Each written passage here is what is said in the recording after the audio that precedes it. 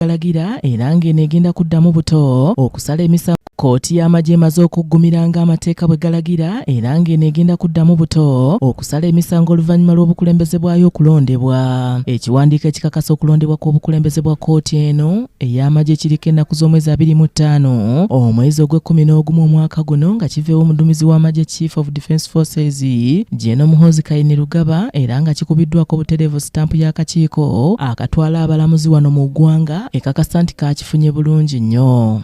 Mu bbaluwa eno omuduumizi w'amagye ajuliza obuwaayiro okuli akawaayiro namba 192, namba 193 ne namba 195 mu tteeka lya UPDF nga bwe yeesigamyeko okukola obuvunaanyizibwa buno bw'okulonda obukulembeze bwa kkooti y'amagye wakati mu kuluŋŋamizibwa akakiiko akalonda n'okutwala abalamuzi wano mu ggwanga ka Judicial Service Commission. Brigadier General Tukachungura Richard yalondeddwa ku ky'okukulira kkooti eno ey'amagye. Bammemba abalala 9 balondeddwa okutuula ku kkooti eno okuli Kano Wakandya Simon Tusa, Kano Asha Patra, Kano Kangwamu Frederick, Kano Mugisha Raphael, Lieutenant Kano Igambi Mohammed Nassa, Major Amodoi Samuel Moses, Major Ali Haihi Emmanuel, Major Nyombi Abubeka ne Major Chemutai Dennis.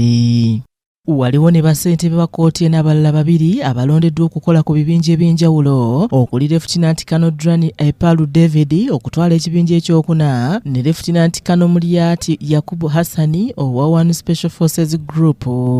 Kinajjukirwa nga ku ntandikwa y'omwaka guno kkooti ensukkulumu wano mu ggwanga yali esatuludde kkooti eno ey'amagye wakati mu kulaga nga bwetaalina wadde akajiiko ak'obuyinza okukozesa abantu ba bulijjo, ekintu ekyaleka abantu abasinga nga bacacanca ng'era abamu ku bantu abaasangibwa bawozesebwa mu kkooti eno mu kiseera ekyo mwe mwali ne retired Kano Dr. Kizza Besigye ne Obedi Lutale awamu ne Captain Dennis Ola abagulwako ogw'okulya mu nsoolokwe ng'era emisango gino gyonna gyalagirwa okuddizibwa mu kkooti eza bulijjo.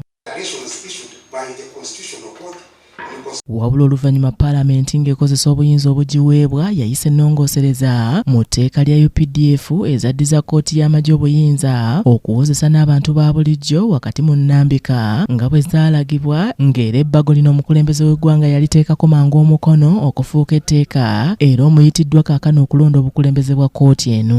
Kati ekirindiriddwayo kkooti eno lw'egenda okutandika okutuula. Annette Nakayibaale yakusakidde eggulire lino ku Racket TV Amalindirire.